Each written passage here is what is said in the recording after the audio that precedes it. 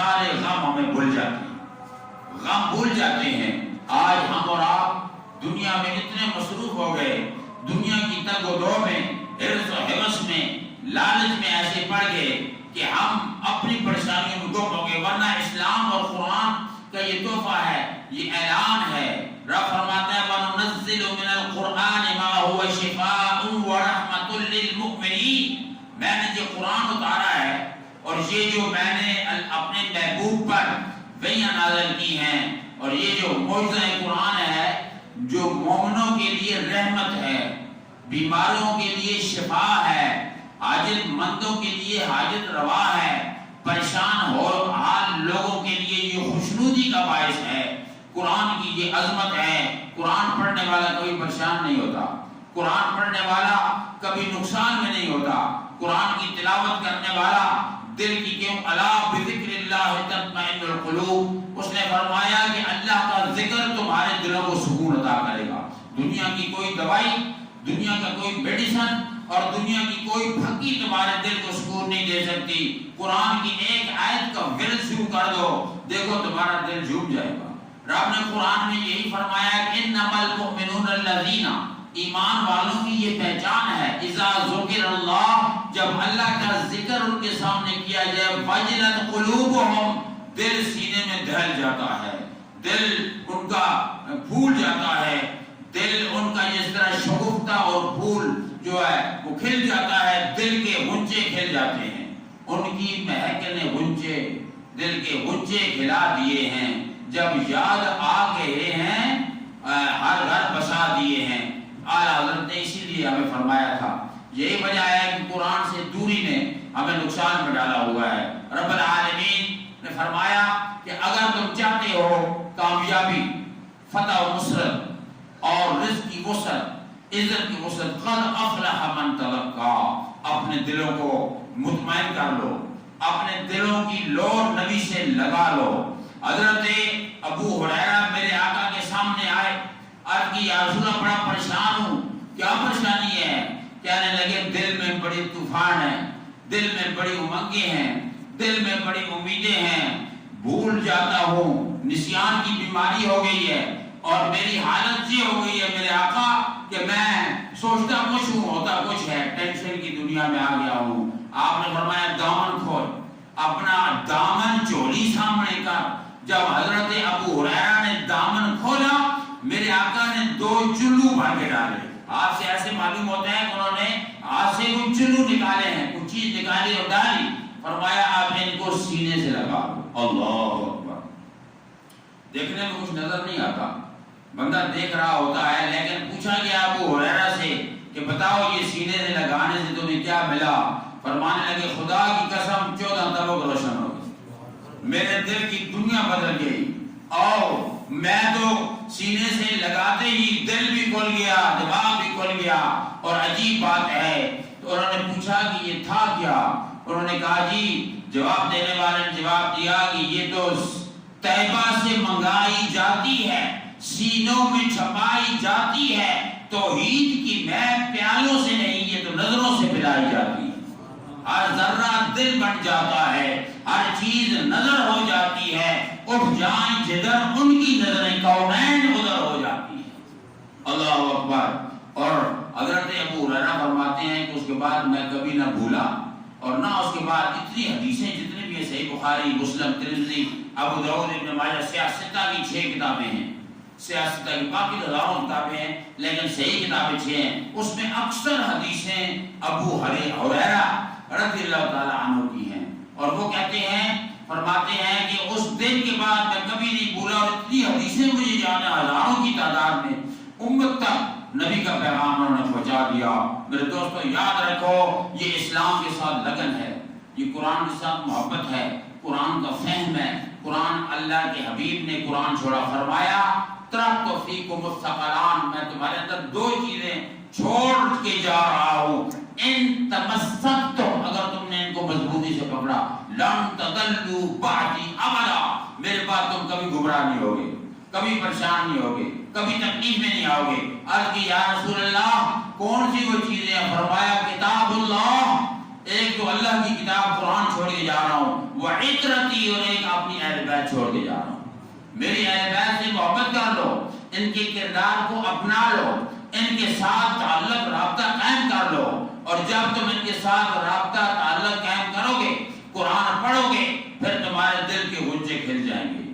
آج ہر بندہ، ہر دوسرا بندہ ہمیں پریشان نظر آتا ہے، تکلیف میں نظر آتا ہے، لیکن وہ یہ نہیں سمجھتا کہ میری اصلاح مجھے خود کرنی ہے۔ ڈاکٹر نے دوائی دے دی، دوائی کے بعد ڈاکٹر یہ کہتے ہیں صاحب یہ دوائی ہے، اس کے ساتھ پال کرنی ہے۔ ابھی حال ہی میں میرا ایک عزیز فوت ہو گیا، 45 ایئرز کا تھا، نوجوان، دل کا اسے وہ دل میں وہ اسٹینڈ ڈلے ہوئے تھے۔ تو جب ابھی میں عید میں گیا تو بتا رہے تھے جی وہ دوائی کھانی ہے چھوڑ دیتی۔ کیوں چھوڑتی دوائی کھانی؟ وہ آنا ہے جی میں ٹھیک ہو گیا، میں ٹھیک ہو گیا، اور پال کرنی ہے چھوڑ دیتی، پال پرہیز کرنا چھوڑ دیں۔ عید کی رات تھی اور خوب جناب روسٹ مرغے تھے، یہ تو وہ سارے آئے کھا لے، تو صبح سے اٹھے اب دنیا چل گیا۔ تو ڈاکٹر یہ بھی کہتا ہے کہ لوگوں یاد رکھو دوائی بھی کھاؤ گے اور دوائی کے ساتھ دعا بھی ہے، پال پرہیز بھی ہے، اور اللہ نے قرآن نازل کیا، فرمایا قرآن پڑھو گے، اس کے ساتھ پال پرہیز بھی کرنا ہے۔ قرآن پڑھو سود کھاؤ پھر قرآن اثر نہیں کرے گا، قرآن پڑھو جھوٹ بولو پھر قرآن اثر نہیں کرے گا، قرآن پڑھو اور بدتمیزی بد اخلاقی کرو پھر قرآن اثر نہیں کرے گا، قرآن پڑھو اور جناب رشوتیں لیتے پھرو اور جناب والا فراڈ کرتے پھرو، فرمایا نہیں، ہم نے یہ قرآن اتارا ہے، وَنُنَزِّلُ مِنَ الْقُرْآنِ مَا هُوَ شِفَاءٌ وَرَحْمَةٌ لِّلْمُؤْمِنِينَ، ایمان والوں کے لیے شفا بھی رحمت بھی ہے، لیکن ایمان اپنا محفوظ رکھنا، ایمان کی حفاظت کرنا اور ایمان کا مداوع کرنا بڑا ضروری ہے۔ جو بندہ ایمان سمجھتا ہی نہیں، ایمان کی بنیادوں سے واقف نہیں، علامہ اقبال کہتا ہے خرد نے کیا بھی دیا، لا الہ تو کیا حاصل، دل و نگاہ جو مسلم نہیں تو کچھ بھی نہیں۔ دل کو مسلمان کرنا ہے، نگاہ کو مسلمان کرنا ہے۔ جب دل و نگاہ مسلم ہو جائے گی، آپ کی نگاہ کسی غلط جگہ پہ نہیں پڑے گی، دل کی غلط رستے کی طرف مائل نہیں ہوگا، تو یقین جانیں اس وقت دنیا میں بہاریں ہی بہاریں۔ مسلمان کوئی پریشان نہیں ہوتا، اپنی زندگی میں ذمہ داریوں کا اثر، ذمہ داریوں پر عہد فرمایا۔ منافق کی 3 نشانیاں ہیں اور اکثر منافق ہیں، ہر بندہ اپنے گریبان میں جھانکے دیکھے کیا میں سچ پہ ہوں، انا منافق نہیں ہوں۔ فرمایا اذا وعد خلف، منافق جب وعدہ کرے گا وعدہ خلافی کرے گا۔ لوگوں سے ہزاروں وعدے کرتے ہیں، جی جی میں آپ کی حرم بھی آ رہا ہوں، وہ جناب کوئی کام جی میں پہنچو گھر پہنچ رہا ہوں، فلانا کام جی ہو جائے گا تمہارا کام، یہ ہم منافقت کرتے ہیں۔ اس بندے کے ساتھ منافقت، اپنے نفس کے ساتھ، اللہ کے ساتھ منافقت کرتے ہیں۔ اذا وعد خلف واذا حدث كذب، جب بات کرے گا تو جھوٹ بولے گا، اگلے سے بچنے کے لیے، اپنی عزت بچانے کے لیے ہم جھوٹ بولتے ہیں۔ اور واذا اؤتمن خان، اور جب اس کو امانت دی جائے گی اس میں خیانت کرے گا۔ آپ اندازہ فرمائیے، میرے آقا نے بتا دیا کہ ان 3 بیماریوں سے بچو، جھوٹ نہ بولو، وعدہ خلافی نہ کرو، اور کسی کی امانت، کسی کا حق نہ کھاؤ، تو پھر دیکھو کہ تمہاری زندگی میں نکھار آتا ہے، تمہاری زندگی میں بہار آتی ہے۔ تو ہمیں اپنی اصلاح کرنی ہوگی۔ اللہ رب العالمین نے ہمیں سارے راستے بتا دیے۔ آج کل ہم اس دنیا میں رہ رہے ہیں، بڑی ماڈرن دنیا ہے، یہاں ہر چیز ہے، ہر چیز، کسی چیز کی کمی یہاں نہیں ہے، لیکن کمی اگر ہے تو ہمارے کردار کی کمی ہے، اخلاق کی کمی ہے، ہمارے رویے کی کمی ہے، دوسرے کے ساتھ تعلقات کی کمی ہے، طریقے کی کمی ہے۔ ہم اگر مسجد میں رب کے آگے سر پر سجود ہوتے ہیں، اس کا معنی یہ ہے کہ یا اللہ میں نے سب کچھ چھوڑ دیا، یا اللہ میں سب چیزیں میں نے ترک کر دی، اور آج تیرے آگے اپنی جبین نیاز میں نے رکھ دی ہے، الہ العالمین اب تیری ہی مانوں گا، تو میرا رب ہے۔ اور رب پھر سجدے میں ہم کلام ہوتا ہے بندے سے کہ بندے تو نے سر میرے آگے جھکایا ہے، یہ سر اب کسی اور کے آگے نہیں جھکنا چاہیے، یہ سر اب صرف میرے آگے جھکے گا، تو نے اپنے دل کو میرے آگے ڈاؤن کیا ہے اور اب یہ دل میرے لیے ہے۔ لیکن باہر جا کر ہم جناب سر کی بھی بھول جاتے ہیں، دل کی بھول جاتے ہیں، نماز کی بھول جاتے ہیں، اس لیے اپنی اصلاح کی جائے۔ اللہ کے حبیب صلی اللہ علیہ وسلم کے پاس ایک شخص آیا، کہنے لگا یا رسول اللہ انی احبک، میں آپ سے محبت کرتا ہوں. فرمایا تو جھوٹ بولتا ہے, تو کیسی محبت کرتا ہے؟ یا رسول اللہ انی احبک, میں آپ سے محبت کرتا ہوں. انہوں نے فرمایا اگر واقعی تو مجھ سے محبت کرتا ہے, اگر تیری نیت صاف ہے تو پھر تیار ہو جا, امتحان آئیں گے, بھوک آئے گی, دکھ آئیں گے, تکلیفیں آئیں گی, تمہیں برداشت کرنا پڑے گا. اگر اس برداشت کے لیے تیار ہے تو پھر تمہیں میری محبت کا فائدہ ملے گا. حضرت عمر سے آپ نے فرمایا, حضرت عمر نے عرض کی یا رسول اللہ مجھے آپ سے محبت ہے. تو آپ نے فرمایا نہیں, تم غور کرو, تم صحیح نہیں کہہ رہے ہو کہ کیا تمہیں آپ کے اپنی بیوی سے محبت نہیں ہے, کیا اپنے بچوں سے محبت نہیں ہے, اپنے ماں باپ سے محبت نہیں ہے. پھر سوچا یا رسول اللہ اب میں نے دل سے ہر ایک کی محبت کو نکال دیا, اب میں نے صرف آپ سے محبت کی ہے, آپ کا کردار اپنایا ہے, آپ کے طریقہ اور رویے پر میں چلوں گا. فرمایا اب تو نے سچ کہا کہ جب بندہ کسی سے محبت کر لیتا ہے پھر اس کی ذکر میں مگن ہو جاتا ہے, اس کے اخلاق کو اپنا لیتا ہے, اس کے کردار کو اپنا لیتا ہے. تو یہ بہت ضروری چیز ہے. جب ہم اس پر چلیں گے تو تب جا کر ایمان ایقان میں کامل اور مکمل ہوں گے. حضور نے فرمایا جگہ جگہ لا یؤمن لا یؤمن لا یا لا یؤمن, بندہ وہ مومن ہی نہیں ہو سکتا, مختلف جگہ پر. تو انہوں نے کہا جی کلمہ تو ہم پڑھتے ہیں. فرمایا کلمہ تو منافق بھی پڑھتے ہیں, نماز بھی منافق پڑھتے ہیں, پیچھے آگے کھڑے ہوتے ہیں, ہاتھ بھی میرے چومتے ہیں, لیکن وہ مومن نہیں ہے. اس کی وجہ کیا ہے؟ تو انہوں نے کہا کہ ان کا دل اور زبان برابر نہیں ہے. دل میں کچھ ہے, زبان پہ کچھ ہے. دل اور زبان کو ایک کر لینا, موافق کر لینا, یہ ایمان کی کامیابی اور تکمیل ہے. تکمیل ایمان اسی میں ہے کہ بندے کی زبان سے جو نکلے اور وہی دل میں ہو. یہی وجہ ہے, آپ نے دیکھا ہوگا ابو لبابہ ایک صحابی تھے, مسجد نبی میں ریاض الجنت جو ہے وہاں کچھ ستون ہے, وہاں ایک ستون ہے باب ستون استوانہ توبہ, اس کا نام ہے استوانہ توبہ, توبہ کا پلر, اور وہاں حضرت ابو لبابہ کا نام لکھا ہوا ہے. واقعہ یہ ہوا کہ جب مسلمانوں نے ایک جگہ کفار پر حملہ کیا اور کفار سارے قلعے کے اندر بند ہو گئے, باہر مسلمانوں کی فوجیں کھڑی ہیں, صحابہ کرام, اور کفار سامنے آئے تو اس کے بڑے رشتہ دار اس میں تھے. ابو لبابہ کے کافی سارے رشتہ دار ان کفار کے اندر تھے. وہ جب باہر نکلے تو انہوں نے اشارہ اوپر سے کیا کہ ہم صلح کر لیں یا نہ کر لیں. انہوں نے بامر رشتہ داری, بامر مجبوری ان کی طرف دیکھ کر گلے کی طرف انگلی کا اشارہ کیا کہ مارے جاؤ گے, تمہاری گردنیں کٹ جائیں گی. یہ اشارہ کرنا تھا کہ پھر احساس پیدا ہوا کہ میں نے اپنے نبی سے غداری کی ہے. وہاں سے واپس آتے ہی اس جنگ میں تو فتح ہو گئے, واپس آتے ہی اس نے اپنی بیوی بچوں کو چھوڑ کر مسجد نبوی کے ستون کے ساتھ اپنے آپ کو باندھ دیا اور رونے لگا, سر دیواروں کے ساتھ مارنے لگا. حضور کے پاس صحابہ پہنچے, یا رسول اللہ یہ بیچارہ دیوانہ ہو گیا ہے اور اس نے غلطی کیوں کر دی ہے. آپ نے فرمایا اگر سیدھا میرے پاس آ جاتا تو میں اس کے لیے دعا کرتا, میں تو رحمت للعالمین ہوں, رب سے معاف کر دیتا. اب اس نے معاملہ اپنا ڈائریکٹ اللہ سے کر دیا, اب اللہ سے معاملہ ہو گیا. اب رب کی وحی کی ہم انتظار کریں گے کہ رب ہمیں کیا کہتا ہے. سبحان اللہ, وہ بندہ رہا اور نہ جانے کتنے دن وہ بندہ رہا اس ستون کے ساتھ, اور اس کو بچے اگر کھولتے وضو پیشاب کرتا پھر آگے باندھ دیتا. اور جس وقت اللہ تعالیٰ نے اس کی توبہ قبول کی, اللہ نے وحی بھیجی, محبوب اسے جا کے بتا دو, اطلاع دے دو کہ ہم نے تمہاری گریہ زاری دیکھی, ہم نے تمہارا اعتراف جرم دیکھا, ہم نے تمہاری توبہ دیکھی, ہم نے تمہاری توبہ قبول کر لی. نبی کریم صلی اللہ علیہ وسلم نے صحابی کو بھیجا, جاؤ ابو لبابہ سے کہو کہ وحی آ گئی ہے, جبریل نے پیغام پہنچا دیا ہے کہ اللہ نے تیری توبہ قبول کر لی ہے. اللہ اکبر.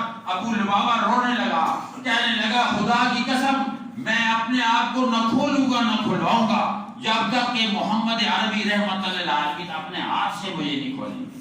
میں نبی کا مجرم ہوں, میں نے غداری نبی کے ساتھ کی ہے, اس لیے نبی مجھے کھولے گا تو میں اپنے آپ کو تب کھلواؤں گا. صحابہ نے عرض کی یا رسول اللہ آپ تو رحمت اللہ عالمین, آپ تو بخشنے والے ہیں، رب نے بخش دیا ہے، آپ کرم فرمائیے۔ میرے آقا تشریف لائے اور انہوں نے اپنے ہاتھ سے جب ابو لبابہ صحابی کا رسیاں کھولی، اس دن سے وہ ستون ریاض الجنت کے اندر مسجد نبوی میں باب التوبہ، ستون توبہ، استوانہ توبہ بن گیا۔ اب بڑے بڑے مجرم جب جاتے ہیں اس ستون کے پاس 2 رکعت نماز پڑھ کے توبہ کرتے ہیں، یا اللہ تو یہ واسطہ اس پیارے کا، تو یہ واسطہ اس دلارے کا جس نے یہاں اعتراف جرم کر کے توبہ سچی کی ہے، اور یہ ستون قیامت تک کے لیے توبہ ہمارے گناہ معاف کر دے، تو سب کے اللہ گناہوں کو معاف کر دیتا ہے۔ تو عرض کرنے کا مقصد یہ ہے کہ رب العالمین کے سامنے اعتراف جرم کیا جائے، توبہ کی جائے، احساس پیدا ہو۔ جب بندے میں احساس سے گناہ پیدا ہوتا ہے تو پھر اللہ کی رحمت اسے برستی ہے۔ میں نے واقعہ پہلی بار کیا تھا، موسیٰ علیہ السلام کے دور میں گرمی بارش ہو گئی اور جناب سخت قسم کی دھوپ گئی، پانی وانی ختم ہو گیا اور جناب قحط پڑ گیا۔ سارے آئے انہوں نے کہا جی آئیے حضرت اللہ سے دعا کریں۔ انہوں نے کہا چلو قطور پہ جاتے ہیں، دعا کرتے ہیں، میدان ہے وہاں کھڑے ہو کے ساتھ دعا مانگ رہے ہیں، یا اللہ بارش برسا، یا اللہ ڈنگر مار گئے، جانور مر رہے ہیں، یا اللہ تعالیٰ ہمارے درخت سوکھ رہے ہیں، ہماری کھیتیاں برباد ہو گئی ہیں۔ اوپر سے آواز آتی، جبریل کو بھیجا، جبریل موسیٰ سے کہو جا کر کہ تمہارے اندر ایک بندہ اتنا بڑا ظالم ہے، اتنا بڑا جابر ہے، اتنا بڑا ڈاکو ہے، اتنا بڑا بد کردار ہے، اس کی وجہ سے یہ سارا عذاب سب پہ آیا ہوا ہے۔ سکینت سینی بچھاڑ دینی، سکینت سینی بچھاڑ دینی۔ حضرت موسیٰ علیہ السلام نے اعلان کیا کہ جو بندہ اتنا بڑا گنہگار ڈاکو ظالم ہے وہ یہاں سے نکل جائے، کیونکہ مجھے اوپر سے اعلان ہوا ہے کہ اس کی وجہ سے یہ عذاب ہے۔ اگر وہ نہیں نکلے گا تو ہم اللہ سے پوچھ کر اس کا نام، اس کو نام سے نکال دیں گے۔ اللہ مجھے بتا دے گا بھائی کے ذریعے وہ بندہ اندر کھڑا ہے، سب سے بڑا بندے خان ہے، وہ معمولی بندہ نہیں، لیکن وہ رونے لگا، کانپنے لگا، دل میں کہنا یا اللہ تو رحمان الرحیم ہے، جب میں گناہ کرتا رہا تو پردے ڈالتا رہا، تو مجھے معاف کرتا رہا، یا اللہ میں چھپا رہا لوگوں میں، آج تو میں توبہ کر رہا ہوں، اعتراف جرم کر رہا ہوں، اقرار کر رہا ہوں، آئندہ کبھی جرم نہیں کروں گا، اللہ جی مجھے معاف کر دے۔ اتنا کہنا تھا، بارش برسنی شروع ہو گئی۔ اس نے دل میں کہا، موسیٰ علیہ السلام نے اللہ سے پوچھا یا اللہ ابھی تو وہ بندہ ہم تلاش کر رہے ہیں، ابھی تو وہ بندہ سامنے آئے ہی نہیں، اس کو نکالے ہی نہیں۔ فرمایا موسیٰ ہم نے اس بندے کی دعا سے ہی بارش برسا دی۔ اللہ اکبر، اسی کی دعا سے بارش برسی ہے۔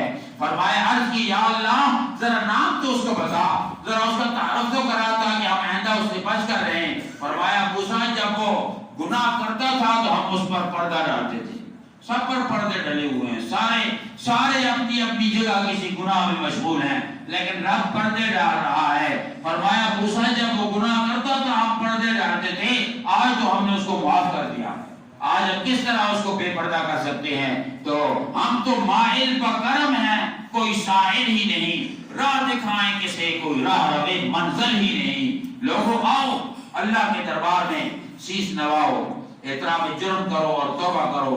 اللہ تعالیٰ سے دعا ہے کہ اللہ تعالیٰ ہم سب کو ہدایت تقوی نصیب فرمائے، پیارے آقا کی سنت نصیب فرمائے، عید الفطر کی صحیح خوشیاں نصیب فرمائے۔ تمام حضرات اب اپنے سنتیں ادا فرما لیں اور اس کے بعد انشاءاللہ بقیہ ہو رہا ہے۔